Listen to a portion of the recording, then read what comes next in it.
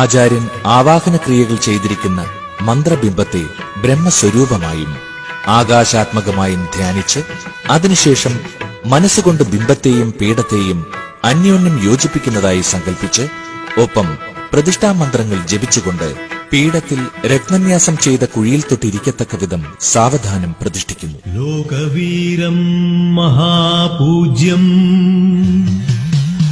സർവരക്ഷാകരം വിഭും പാർവതീഹൃദയാനന്ദം. ജീവന്റെയും പ്രപഞ്ചത്തിന്റെയും സൃഷ്ടിയുടെ മാതൃകയിൽ ഈശ്വരന്റെ ബിംബോപാധിയോട് കൂടിയ ശരീരം പ്രതിഷ്ഠിക്കുമ്പോൾ ആചാര്യൻ ന്യാസമെന്ന നിർമ്മാണ പ്രക്രിയ കൂടി നിർവഹിക്കുന്നുണ്ട്.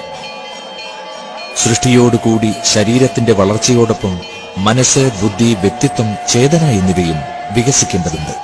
ഇതിനായി ആചാര്യൻ പ്രതിഷ്ഠയിൽ കല, തത്വം,